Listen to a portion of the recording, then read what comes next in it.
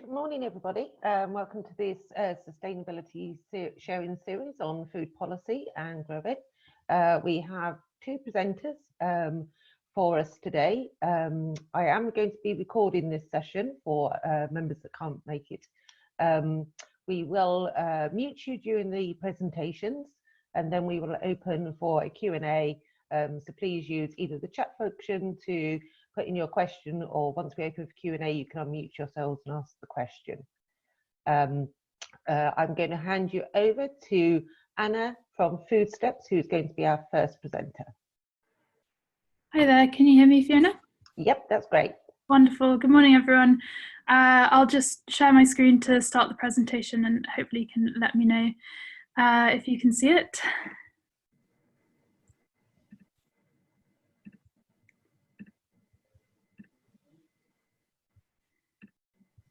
How's that? Can you see the presentation? All right. Yes. We're getting some nods. Okay, that's good. Yep, you're all in. Wonderful. Yeah, so to start off, I'm Anya Doherty. I am the founder of a food sustainability consultancy called Food Steps. And I just thought I'd speak today a little bit about some of the challenges and opportunities of doing carbon footprint assessments in catering establishments. So there we go. Yeah, so in terms of the talk, it's just a quick 10-minute slideshow, and a bit of background to Food Steps and kind of how I got into working in carbon footprinting and catering. And then, as I said, I'll chat a bit about the opportunities and challenges of doing these assessments in cafeterias. So I think the starting points very much for us, for me personally, was learning about the just intense environmental impact of food production and consumption, accounting for a quarter of greenhouse gas emissions, leading driver of natural habitat loss worldwide, and obviously this kind of enormous challenge that we all have to reach net zero emissions by 2050 in the UK at the latest, and ideally sooner, and the kind of mammoth task ahead of us in all sectors of society. And then secondly, the other starting point for us, I think, was very much this idea of measuring and tracking. So, you know, obviously if you have a problem, health problems such as diabetes, really important and essential to be measuring and tracking insulin levels. And likewise, when, you know, whenever you're trying to improve something, whether it be, I don't know, sort of training, it's just essential to be measuring and tracking, you know, the very metric that you're trying to improve. And I think that's really kind of our starting point very much in food, is that it's important to have measurement and tracking in place for the key environmental impacts. I know in order, A, just to see what the problem is, and then B, obviously to start to improve it. So a bit about the background where I started with this was doing some research with these wonderful two supervisors, Professor Andrew Bamford and Emma Garnett at the University of Cambridge Conservation Research Institute. And they have done a number of pieces of work on food sustainability, specifically actually recently looking at catering and cafeterias in particular as kind of an overlooked setting for food sustainability. So my research there was particularly looking at cafeterias in the context of climate change, and how could we actually improve methods for calculating the footprint of meals, and then start to see how to reduce them. So the kind of key findings from the research was developing this methodology for actually calculating the carbon footprint of catered meals in particular. And here on the left with the graph, you can see we got some sample meals from a variety of colleges at Cambridge, and then just, you know, sort of did the carbon footprinting and separated them out to see what the different impacts were.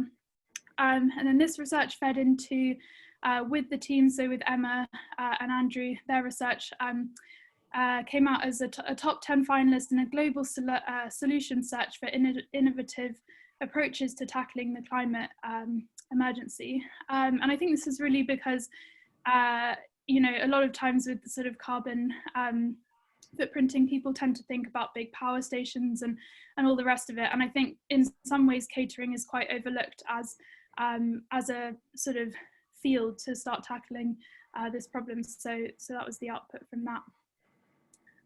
From there, I then worked directly with the University Catering Service at Cambridge, helping them to develop their Sustainable Food Journey report.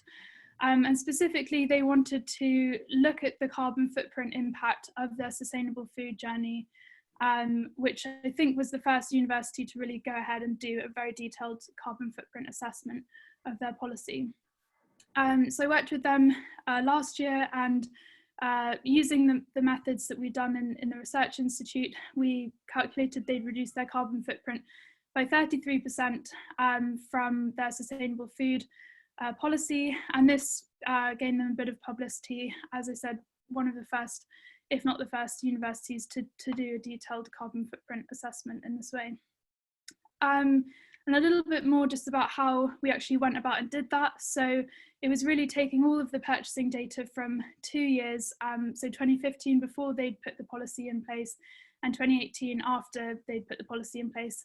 And it was just, sort of bringing together all the food they'd purchased, separating it out into the constituent ingredients, which takes a lot longer than one would think. And from there, looking specifically at their supply system and their farm sourcing, and matching up the impacts as closely as possible to estimate the carbon footprint. So from there, after working for Cambridge, I decided to start doing this full time, brought together a team of people that I used to work with in Cambridge. And since then, we've been supporting a number of greenhouse gas assessments taking place at a growing number of universities and schools and institutions and whatnot. Anyway, so that's sort of the background. And as I said, I thought today it'd be nice to just share some of the challenges that take place when doing this carbon footprinting work, and where things can improve in the future. So to start off with, the work, as I said before, really centres around taking the food purchasing data, which is our first stream, so looking at procurement data, what's bought, or secondly, looking at recipe data and doing the carbon footprint assessments from there. So the aim is just really to try and take that data, what food is being purchased, and from where, and turn it into something which looks a bit like this, which is a carbon footprint report of, okay, where are the impacts coming from, or comparative report, how have they changed over time. And quite quickly, this really throws up the first big challenge in doing carbon footprinting assessments, which is unsurprisingly that catering data wasn't created or formatted ever in a way to actually do these assessments. It's a very new field.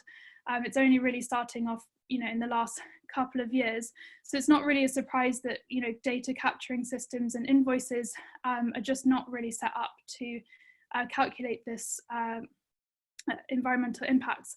And we found, surprisingly, that up to 75% of our project time working for places is actually just taking the data in the existing format and converting it into what we need as weights, into kilograms, etc. And a huge amount of our project time is just taken up by doing that. And I'll get on to some of the opportunities later. But I do definitely see this as an evolving field. So I think, purchasing companies and suppliers will be catching on to the fact that we need to be changing the metrics and the way that we're actually capturing the data in order to be calculating impacts in the first place. Another thing that we've started doing recently is inputting carbon labels into cafeterias. So as people are buying their meals, they can see what the impact is. And again, for me, this kind of encapsulates the second big challenge when doing carbon footprinting work, which is around, I think, appropriate customer engagement.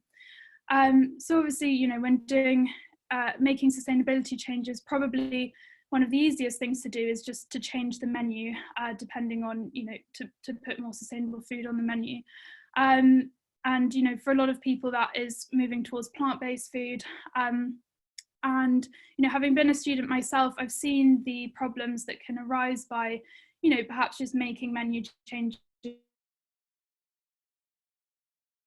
the customers directly to please everyone, and I think that can be a bit of a challenge. So that was really where our sort of experiments and testing of these carbon labels came in, which was saying, okay, well, maybe we don't have to change what's on the menu, but you could just inform people about the impact as they're buying it, and perhaps that might be a bit more palatable. And generally, we've seen a really positive impact from that. So over 3/4 of people, we inputted these labels into 4 different cafeterias as a test. And over 3/4 of people said they enjoyed having them there and felt that they learned more about the impacts of food. But at the same time, it isn't everyone, 3/4, there's still a percentage of people who perhaps find it maybe a bit invasive to have that information there when they're buying their food. So it's not a perfect system either. So one thing we're working on at the moment is building an online impact portal where students and staff can log in and actually see menus online and look at the impacts there. So perhaps it isn't when they're just getting their food, and they can learn about it in a different setting. I personally don't think one is better or worse than the other, and I've seen all work quite well depending on the place. But for me, again, this is probably just the second challenge, is how to actually engage people in the carbon footprint work. Then the third thing that we do is around sustainability solutions. So all of this, in my mind, really should be aimed towards actually reducing the carbon footprint of food. There's, tracking it and measuring it is all good and well, but at some point, you need to start trying to actually reduce it. And for us, this is really around supply chain analysis and supplier engagement. So looking at impacts all the way from the farm up to the point when the food's being served in the cafeteria. And again, this, quite quickly poses the third big challenge, which is just around the supply chain engagement. It's hugely time consuming to go through all of the processes that it takes to get, a carrot from the field onto the plate. There are so many players in that process, be it, the transporters, the suppliers, the chefs, all the rest of it. And it is just very complex and has lots of different steps to it. So it's not so simple as just saying, okay, we can get the direct impact of each particular food. You can have 40 different suppliers at each catering place and all the rest of it. So that's sort of the main body of things. As a quick summary, I think the 3 big challenges really are around getting the data together in the first place, engaging people appropriately when that data is there, and then 3, trying to reach out across the supply chain and not just be isolated in measuring these things. But I do think with each challenge, there's always an opportunity, and with the catering data, it is a huge challenge to get it all sort of, working. But at the same time, it's a one-time project. So once, you put the investment into actually getting the data in the right format, it only has to be done one time. And from there, all of the work can feed in. I also think there's a lot of benefits, not just for calculating the carbon footprint, but just generally, if you have, a group of people coming in and taking all of your data and turning it, messing around with it and turning it into a standardized format, that does have benefits just generally for traceability and, data management, everything in one place in a standardized format. Around engaging customers, it is a big challenge, I think, but at the same time, I think there's a really nice opportunity to actually build closer relationships between students, staff, and catering managers in opening up that discussion. And generally, as I said, the majority of people, it is hard to please everyone, but lots of studies have shown that the majority of people do want more information about the sustainability of their food, and the majority of people, this does factor into their decisions. And then the final thing is with supply chain engagement, this is a really evolving field, and I think that again, it is about, potentially just building relationships with suppliers. It's a common problem that everyone's going to have to face about how to reach net zero emissions by 2050. And I think there are opportunities as well by doing joint projects with suppliers, so saying, yeah, we're going to measure our carbon footprint, but actually, why don't we do this at the same time as you guys, because, we're buying from you. There's an opportunity to save costs and create an integrated system where people are moving forward together to solve the same problem. So yeah, that's it from me, and really looking forward to hearing the next presentation, and then discussing people's thoughts afterwards. So thank you so much for listening. Thank you so much, Anya. That was really interesting, and we'll open up for discussion and deal with any questions after our second presenter. So our second presenter is Becky Laycock, and she's going to provide us with a case study from Keele University and NUS Student Eats. So over to you, Becky. Hi, can I ask if you're seeing presenter view or if you're seeing the... Yep, that's all good, Becky. Okay, brilliant. Hi, I'm Becky, and I'm going to be talking a little bit about my PhD research, which I finished last year, and it was about the NUS Student Eats scheme. And my presentation is going to be about how to build resilience into student-led food gardens in universities or colleges. So to start off with, I began my PhD research wanting to study something that was close to my heart. I was a student gardener for a long time and had been involved in project-based work and previous research about community gardens. So when I started at Keele University, where I did my PhD, I was a sustainability project officer working with this NUS funded project called Student Eats, which was being at the time rolled out in 18 universities.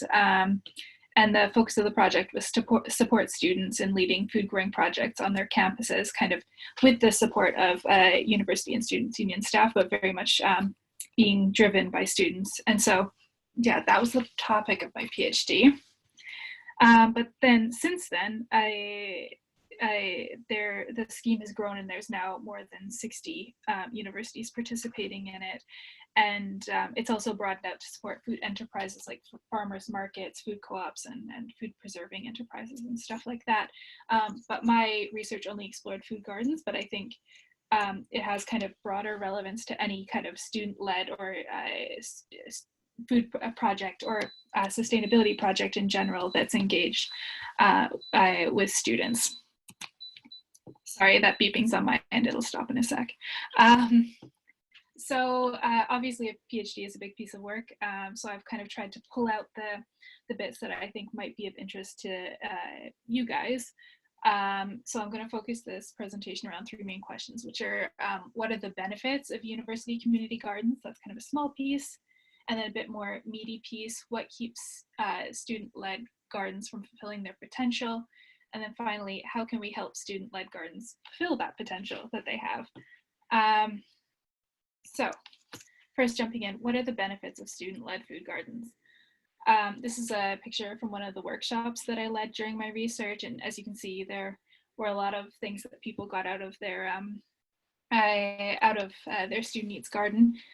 People talked about it being a haven, incredible, their favorite place on campus, a place of growth, a place of collective and individual self-determination, learning and experimentation, meeting new people. So there was lots of things people were getting out of it. But I didn't just ask students about it, I also reviewed the literature, and this figure is from a literature review I did. So you can see that the educational benefits were the most ubiquitous. All articles about university community gardens talked about the educational benefits, and most also demonstrated them. But you can also see there were social benefits that were quite common, like interdisciplinary interaction and supporting or establishing a supportive community around a specific issue like food or health or something like that. And also benefits to the university as kind of an institution, like using the garden for research purposes, for outreach and community engagement, or also just generally improving the appearance of the campus. So on to the more meaty bit. This was the part that I kind of focused most of my thesis around, which is what keeps student-led gardens from fulfilling their potential. And this quote from a student sums it up pretty nicely. They said, the nature of it is like inherently non-continuous, because students, they stay for a year and then they do something else. So this is probably something you can all relate to. If you're working with students, students are constantly in and out of the university, and they usually spend 3 or 4 years on campus, but then even within that time, they're away for summer holidays and have ebbs and flows in their workload, which affect their participation. So in my research, I called this phenomenon transience. So kind of people leaving, coming and going, and having ebbs and flows in their workload. And then again, another picture from a workshop that I did where students said that the biggest challenge they faced was continuity, regularity, kind of getting consistent effort from other students and stuff like that. So I kind of dug into this a bit and wanted to figure out, okay, what are actually the dynamics that are happening here? What's the cause and effects that are going on around this? So I started off, okay, we know that there's some problems being caused by transients, such as a need to recruit new participants, conflicts between staff and students, lack of knowledge transfer between generation of students, but I kind of, how is this happening? Why is this happening? So what I found was that student transients, or the fact that students come and go from university so much, it creates problematic modes of participation in student-led food gardens. So for example, this might be low participation, irregular participation, or just inadequate amounts of participation. And by definition, this causes problems. But then I also found out that transience isn't the only barrier to participation, of course. There's other barriers as well, like students lacking time, being unwilling to commit, all the kind of usual stuff that you would see in a non-student community garden. But then came the part that made it a bit more messy, which is that some problems caused by low participation, irregular participation, or not enough participation actually causes more problematic participation. So there's kind of this vicious cycle happening where so for example, low participation, which is a form of problematic participation, it reduced social interaction in the garden. And then because there was less social interaction, people didn't want to come back, and that caused more problematic participation. So this is kind of this vicious cycle happening. I also found that some of these problems also increase the barriers to participation as well. So for example, problematic participation caused conflicts between students and staff, and that meant university staff were less likely to give students autonomy over the garden space, and this increased these problematic modes of participation. So again, another vicious cycle. But interestingly, transients didn't only increase problematic participation, it also indirectly decreased problematic participation. So they did this because students are transient, that means there's always new people in the university community to recruit from. And because of this, there's new participants in the garden. And because of this, that will decrease problematic participation. So it has this kind of inverse relationship as well. But then on top of that, the barriers of participation, of course, decrease the number of new participants. And that, again, is another vicious cycle. So there's kind of a lot of moving pieces here that are affecting these issues. And the next figure I'm going to show you, I don't expect you to read, but just to show you, these are this is a list of some of the problems and the barriers to participation that I found. And what I'm going to do is dig into a couple of these that I think might be of interest. So some of the main problems were students lacking kind of perceived or actual control or autonomy over the garden space. And it made them feel like their work wasn't theirs or even necessarily meaningful. There was also a lack of continuity, which made the handing over knowledge, key information, and even handing over responsibility was kind of a challenge. And then also, without the right learning structures in place, learning can be maladaptive. So according to the previous research that I did a literature review of, education is the main benefit, but some students were coming to really unhelpful conclusions, like my actions don't matter in the long run, community-based initiatives can't make a real contribution to sustainability and stuff like that, which is obviously really not the conclusion that you want students to be coming to when they're taking part in these gardens. So I also mentioned another key problem, which was that student-staff relationships weren't always positive. And I should say in some cases they definitely were, and that was a really kind of positive thing and really kind of help determine the success of the gardens, but in some cases they weren't positive. And you can see from this quote that a student gardener felt that the student-staff relationship was a little bit adversarial, and it was because they weren't given autonomy over the space. So they said, it's not just really our space, is it? You can't really do what you want with it.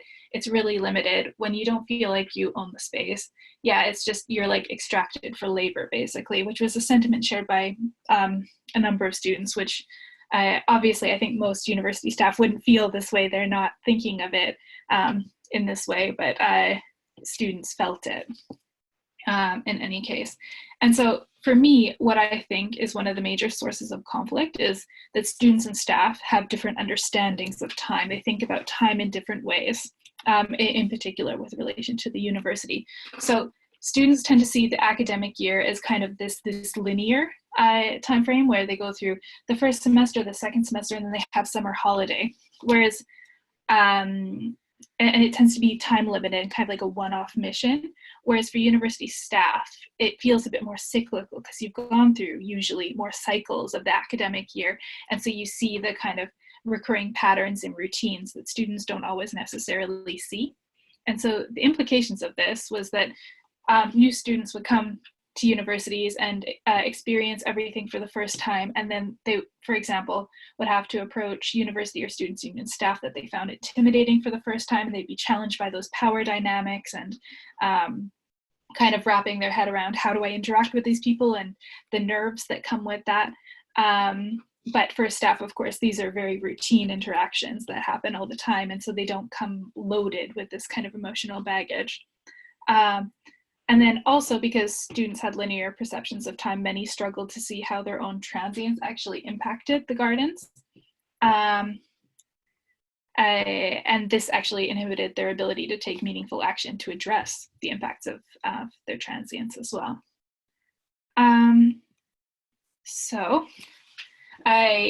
These different perceptions of time also came with different approaches to risk. So students tend to view risk a lot more positively and as an opportunity, where staff tended to be a bit more risk adverse. So one student gardener said, what about the general dynamic of the university being very, very careful and very, very cautious about what they do and they allow, and students trying to be more progressive and wanting to do more edgy things, or more just try, because it's a playground, isn't it? A university, you try out things. So there was a kind of different approach to risk there as well. So now I've kind of lamented all the challenges that these initiatives are facing. And I'm going to talk a little bit about more what can we do about them? How can we help these gardens fulfill their potential and make them more resilient? So the first thing is improve or kind of maintain a high quality of student-staff relationships. I don't think this will come as a surprise to anyone, but some of the ways that we could do that is to pay attention to power asymmetry. So sometimes there's different perceptions of the relationship between students and staff, and it can be very easy to forget that you are in kind of like a position that students perceive to be powerful and perceive, they kind of give you a lot of, they think that you're quite a powerful individual, even though you might not necessarily feel that way yourself within the university structure. So try and develop strategies to compensate for that. How can you make yourself approachable? How can you kind of try and level that playing field a little bit? Also, a really good indicator of the quality of activities that are going on in a garden is the quality of relationships between students and staff. So pay attention to that. And then also, it's really important to allot time for supporting students so that staff don't feel like they're kind of like being pulled in. They actually feel like, oh, I can reasonably devote time to this without kind of digging into something else. So this should be from like more traditional student-facing roles like students union and sustainability staff, but this should also include like estates or grounds and operations staff who have a real stake in the garden because they're kind of working with the physical university campus, but don't usually have a mandate to work with students in some way. So it's quite important. The other thing is to give students autonomy. So ensure students are actively involved in decision making about the garden space so they feel like they have a say and they it feels a bit more like theirs, and also ensure the space is widely accessible, including out of business hours, so that students can access it and they don't feel like they're constantly having to go through a gatekeeper. And then devolve as much decision-making power to students as possible. Don't kind of like try and keep students on a tight leash, because that kind of makes them less willing and less ready to engage and less ready to be creative and take those fun risks that might actually have a payoff in the end.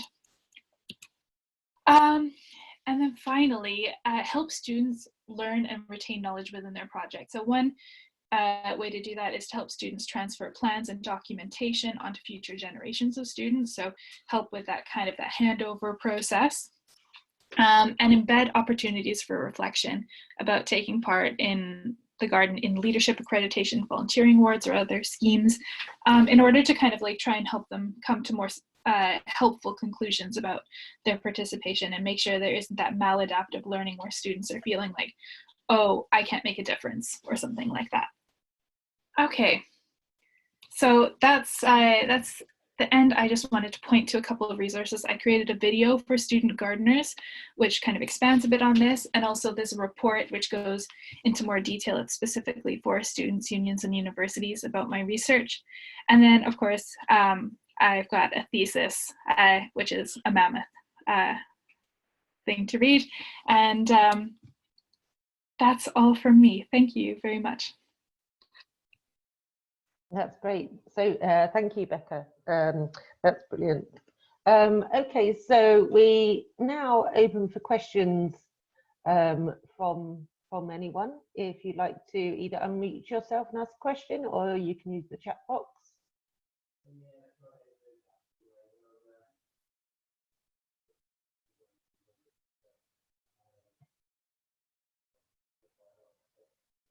One question I had, Anya, is about what's the cost? You know, most people will be worried about budgets at these times. So what would be the cost for calculating the carbon footprint of all catering service? I appreciate that will vary hugely, but kind of like ballpark figure. Yeah, sorry, I couldn't hear the question from the gentleman before, but maybe he asked something similar. Yeah, it does vary, I mean, massively. As I said in the presentation, the main time sucker for us actually is to do with the data. As I said, up to 75% of our project time can be just dealing with the data. So for places that have, you know, there are quite a few new online purchasing or procurement portals, those help massively, because it puts all the product codes and all of the invoices essentially in one place. Whereas when we have to go through, you know, paper invoices or phoning up places and working out what's been bought, etc., that obviously massively increases the time. In terms of ballpark figure, our projects kind of smaller range tend to be between kind of 4 and 5 grand, and then all the way up to, you know, something like 30 grand for a larger project, but that's something that would go over a number of months. And as I said, it is with this work kind of how long is a piece of string, because you can do the kind of, you know, simple assessments to put carbon labels in. That's a lot less expensive. It just doesn't take as much time. But if you want to go down the route of really engaging the suppliers and looking at your whole footprint from, you know, really from farm to fork, you know, someone could spend sort of 5 to 10 years, you know, doing one of those projects. So yeah, for us, it's really just about working, you know, with the caterers and working out how detailed they want to go into it, and you know, with existing budgets, there's always something that can be done with carbon footprinting. It's not, you know, crazy, but yeah. Brilliant, thanks. Fraser, I think you had a question. Yeah, I was just going to come in and ask a bit about the relationship with organisations like TUCO and the procurement consortia, and to what extent there was work being done with those, I suppose in part to avoid any kind of duplication of effort across the university sector. And then maybe a sort of subsidiary part of that question is, what's the wider industry doing? So not just the university sector, you know, or the kind of wider food industry, is it looking at these issues as well?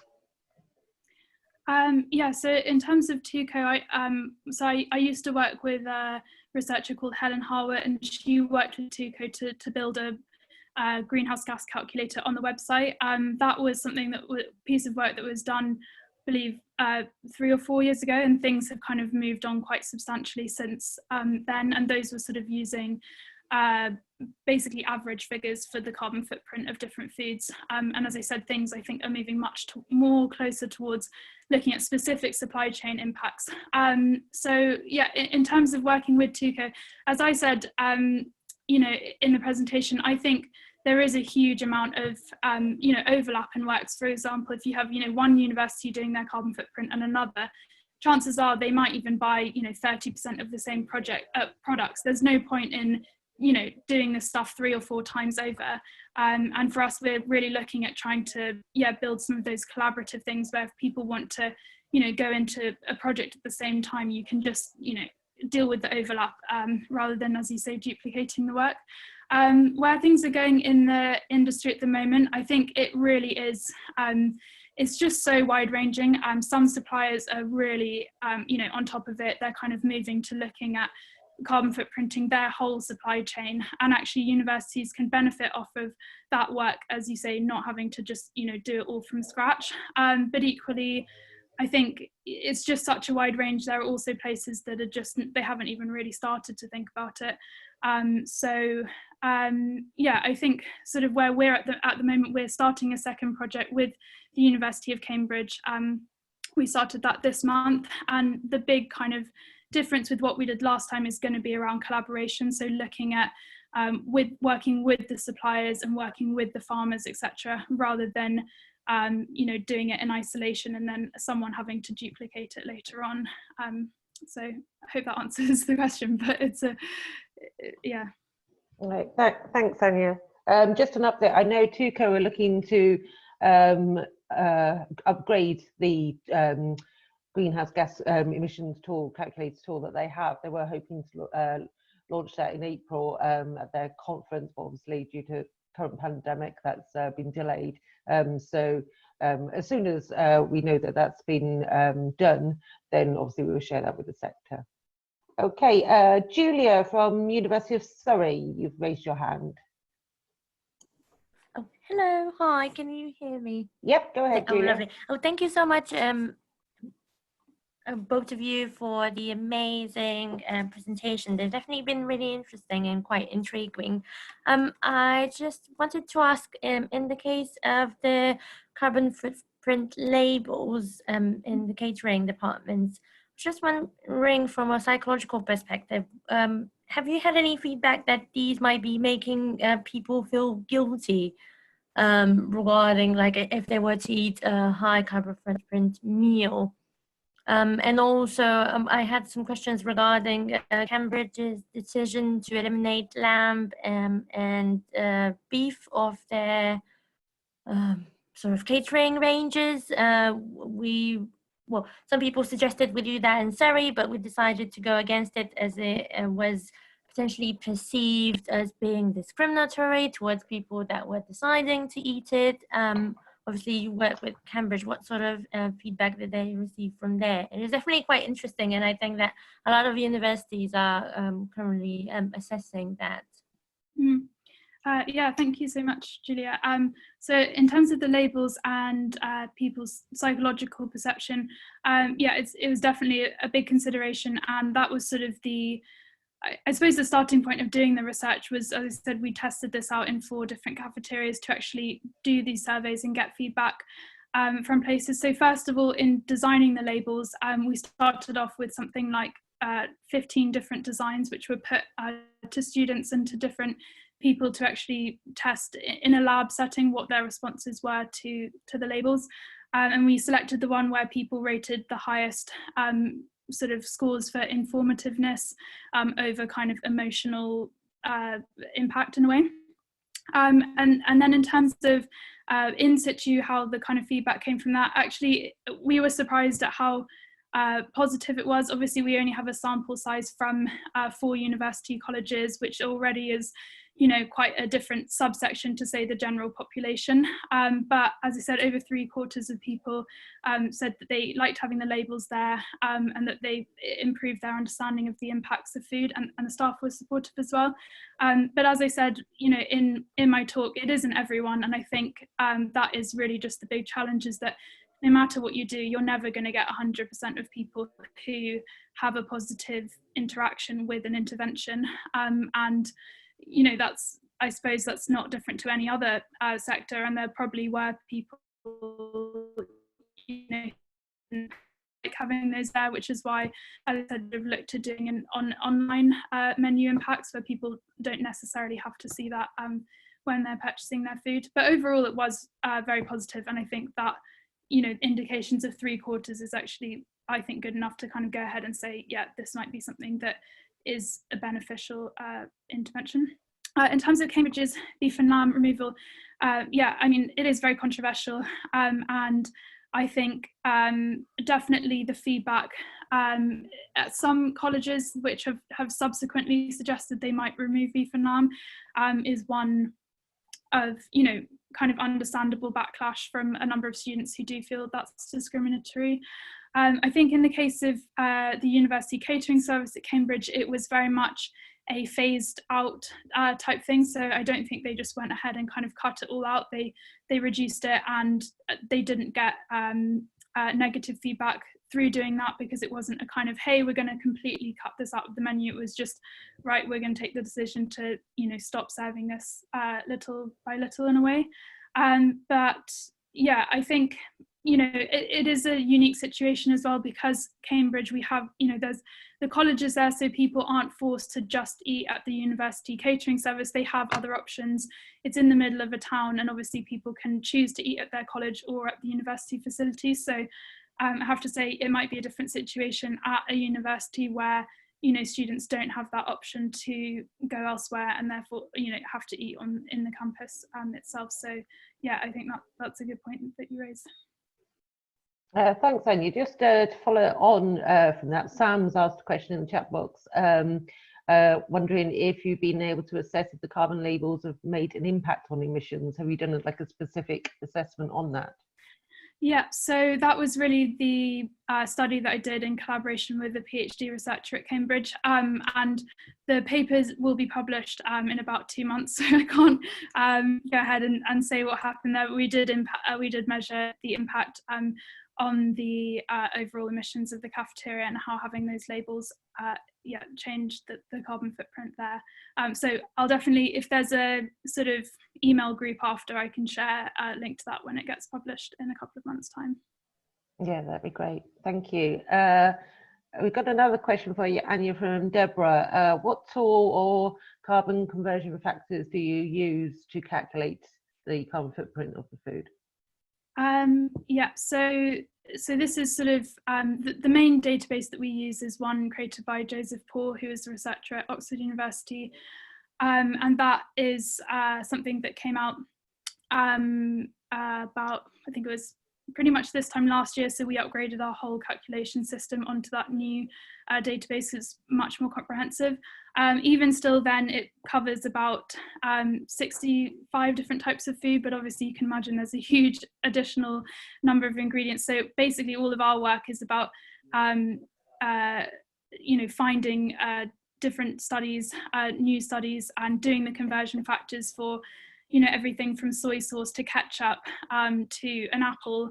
There's lots of different, you know, ingredients that go into complex foods, and you know, that is probably the majority of, you know, what's taken us kind of 3 years to get to this point, is doing the complex ingredients. Whereas at the moment, when you use carbon calculators, a lot of the time they just have the options for simple ingredients, so you can only calculate the footprint of, you know, chicken, apples, carrots, or whatever. But how do you calculate the footprint of a pre-made pizza that you're buying from a supplier? And that's really where you know, our work comes in, is breaking that all down and all the rest of it. But in answer to Deborah's question, the majority of the life cycle assessment impact data that we use comes from Joseph Paul's study in 2018. Great, thank you.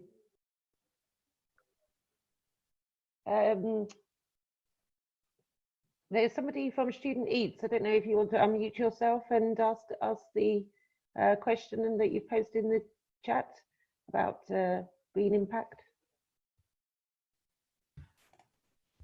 Sorry, I was replying to a question someone else had sort of put in there. So just asking whether, yeah, there was whether community gardens have been embedded into green impact. It really depends on the institution. So yeah, I co-lead on the Student Eats area of the work. So it's kind of a crossover between two of our programs. So I hope that answers the question, but if not, feel free to drop us an email. Yeah, thank you. Great, thank you. Becky, I wonder if you felt that, does it depend in terms of whether the garden is a shared space publicly, or whether it's more of a sort of kitchen garden type that the catering teams can access and utilize? I only worked with like the kind of the student-led ones, so not so much stuff that universities use, but I think whenever you have kind of like some of one student, like, or one of the gardens at one of the universities, I think was more led by a staff member, and I think the dynamic there is different in terms of how it's managed and how it kind of carries forward. And maybe I could say something to the question that was asked by Jack Stone, who said, have you seen any examples of universities embedding community gardens into NUS Green Impact? Which I think was already kind of covered, I think, by Odette. But I think we did at Kiel. I think I can't remember totally, but I think what we did was, or I think that some teams had kind of like some category where it was like take part in some sort of initiative on campus, and one of those was the Student Needs Garden. But to be honest, I can't remember totally. Becky, just a follow-up question on that. Do you find any sort of variation in terms of engagement with students, depending on what is being grown in the garden? So, for example, if it is more of a edible garden, or whether it's more of a wildlife garden, for example. Mm-hmm. The ones I focused on were all food growing, but based on kind of my literature review, of course, included gardens that were growing, for example, wildlife campus gardens. I would say the main difference between those would be not so much like engagement or relationships between university staff and students, but more kind of the types of students that they engage. So if a garden is set up for the purpose of sustainability, the types of students that come in are kind of students who care about sustainability. If the garden is more geared towards growing flowers, so one garden had kind of more of one of the gardens I studied had more of kind of they grew food, but there was more of an interest in kind of growing flowers and stuff like that. So I think you ended up with kind of a bit more heterogeneous group of students working with it. Interesting. Tilly, do you want to unmute yourself, if you're able to? Yeah, sure. Hi. I just had a question for Anya. Obviously, the topic is around sustainable food, and we cover a lot of areas. I co-manage Student Eats with Odette, sorry, by the way. And obviously sustainable food covers a lot of issues, not just carbon, and particularly like things around us being not just in a climate emergency, we're in a climate and nature emergency.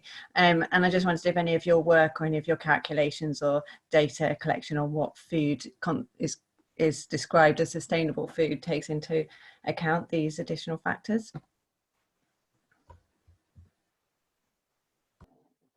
Oh, hang on, Anya, you're mute. Sorted that from out. Thank you, Tilly. Right. Yeah, I think that's really really important question. So we don't just look at the carbon footprint of food. So we also do land use pollution and water use, and kind of merge the land use and pollution, which is into a kind of biodiversity impact calculation. But I do think with all of this work, and this is something we have a piece on our website, is just around the issues of putting numbers on things. And I think personally that, you know, as you say, it's a farmers' work pay, biodiversity loss. These are all things which are hugely important and often can't be reduced to, you know, a number like a carbon footprint or a biodiversity impact metric.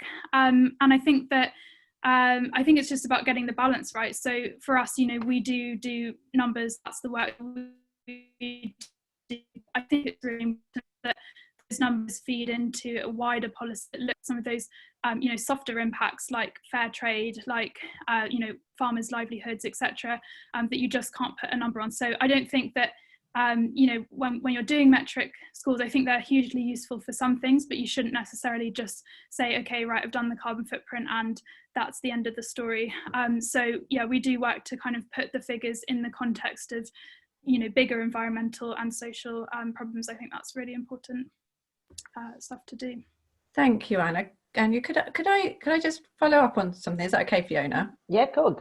I just wonder if you, that's fantastic, thank you, that's really helpful to know. I just wonder if you use any of that in your communications with your students, because we have a concern that initiatives sort of in catering that are saying things that this is a sustainable food option because it's got a lower carbon footprint, that students aren't understanding the whole issues around making more sustainable choices in their diets.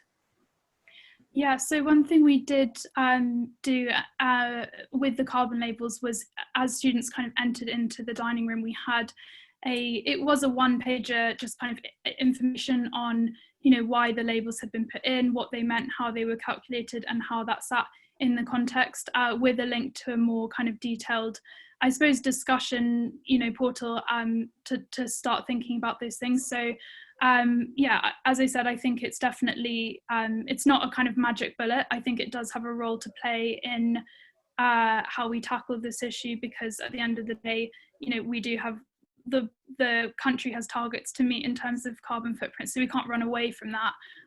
But yeah, I think there's definitely more work to be done. Most of our work is with caterers, kind of in the back end, but as I said, you know, now that we've just started doing these carbon labels, I think it's definitely something we'll be thinking about in terms of, you know, presenting that. And the one pager was a start, but there's always more to be done. So yeah.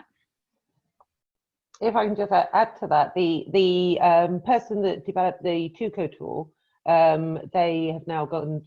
She's now gone to Harvard, and her next piece of research is to looking at the wider ethics of food. So, you know, sustainable palm oil, fair trade, you know, ethics on workers, etc. So there's early stages, but there is work going on. So we're keeping in touch with her as and when anything comes out from that. Obviously, it's a big, complex area.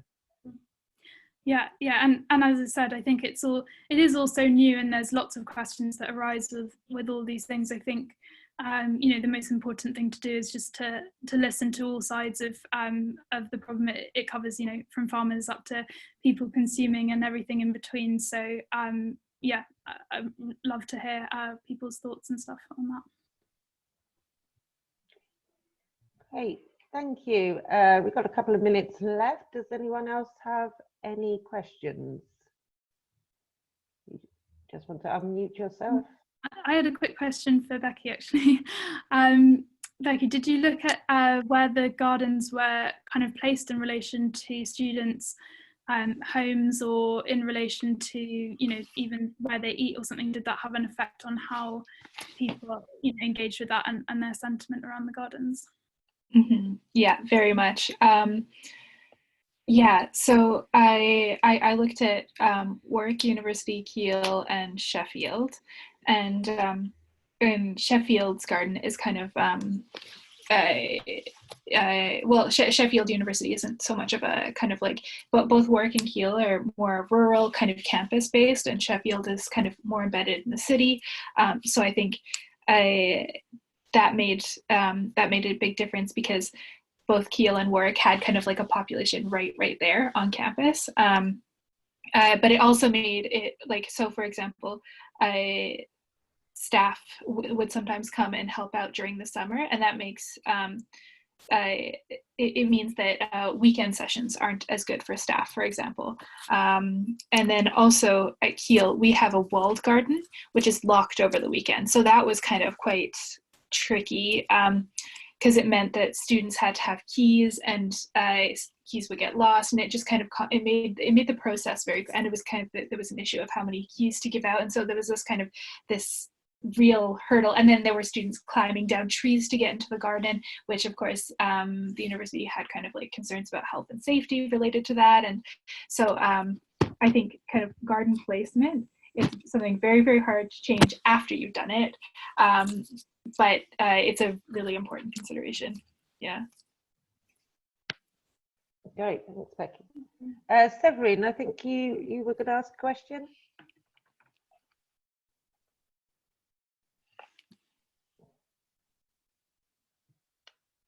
You just need to unmute yourself. Sorry. Yeah. So I wanted to ask Rebecca if there is any university with community garden coordinator or somebody from the staff doing the continuity in the garden. I feel like the folks who are here from Student Eats might be able to answer that better, because I actually collected my data quite a while ago. But for I think, well, I was kind of a person who was meant to do that, but not in a full-time capacity. So I think a lot of times there were roles that were like that, but kind of with a very light touch approach. And also, I know there are lots of other places around the world where there is like a full-time staff member working with, usually with a larger scale project, like the University of British Columbia is a good example of that. And then also, I think kind of with the food enterprises, I think there might be more stuff like that, but maybe I see Odette's got her video on, so I'll pass over. Thanks, Becky. Yeah, no, I think that's a really good summary. Like, I don't know of anybody in the UK who full-time is sort of coordinating growing sites on campuses. I think it very much varies according to that there are often student union staff who have time dedicated for exactly as you said, like enterprise projects or growing projects. Normally they tend to be sort of the volunteer coordinators roles, where that will be an aspect of their program. Some of our larger enterprises and like larger projects do have staff who are more dedicated to looking at food as a whole. Like in Roehampton, they've got quite a few different roles that are involved in sort of garden coordination and student engagement in food. So yeah, it really does vary according to sort of the resources available. Because I'm from Edinburgh College, and I'm the community garden coordinator there. Oh, cool. And we started the garden 8 years ago, and we have similar issues than universities, that we have, our students are very much transient, and we have new cohort every year, but having somebody making the continuity help, not every year, because sometimes students are not interested at all, or they are less interested in garden, or they have or there is some discontinuity in the staff who is teaching the courses that I get involved with.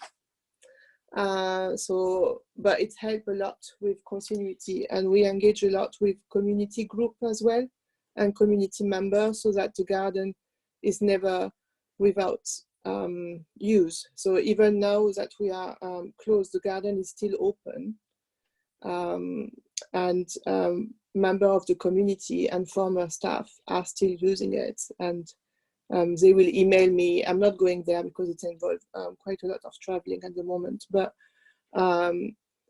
they will email me on, not weekly, but every 2-3 weeks, and telling me what's if something has changed, or sending me picture. And so in a way, this period of time at the moment enables them to be completely autonomous, because I'm not there and they take decision. They decided that they needed a new hose for watering, and somebody just went and buy a new hose, you know.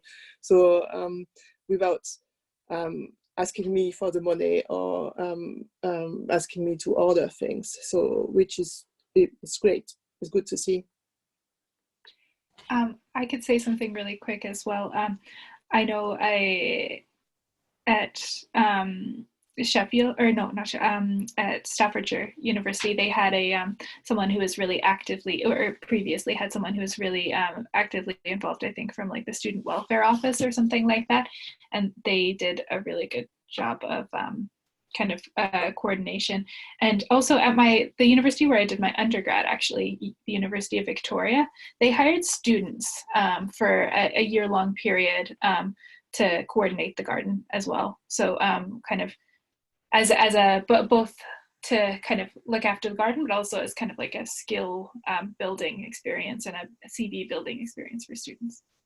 Lancaster do that as well at the moment as well. They employ people a couple of hours a week as sort of garden coordinators, doing a bit more of those admin and weeding jobs and things that can sometimes sometimes can be a bit more seen as maintenance than necessarily the sort of sparkly bits of getting to do things within a garden. But as you were saying, often we see a really great role that staff support can play is really the support. It's acting as that gatekeeper, that sort of passer on of knowledge between years, that can be really, really useful. Mm-hmm. Great, thank you. Someone's also put in the chat that they have a part-time role managing the student gardens at University of St Andrews as well. So that's it. And Tilly, just quickly to answer your questions, everything's from Edinburgh College. Right, okay, we're up to time now. So I would just like to say huge thank you to Anya and Becca for your presentations. We will have the recording and the presentations online shortly, and I'll be sending those through to you, along with a very, very short survey, which we really appreciate if you can complete, just to give us some feedback on this. The sustainability series, sharing series, is the first Wednesday of every month, and our next one is about cleaning products. So do go to the website to book yourselves on if you haven't done already. Okay. Thank you so much, Fiona, and just want to say thank you everyone for listening, and thanks so much for your really interesting and insightful questions. So thank you. Brilliant. Same for me. Thank you so much. Thank you. Hope everyone has a good rest of the day. And if you haven't already joined, we're having our Wednesday wins at 12:30. So do join that. Thank you very much, everybody. Goodbye.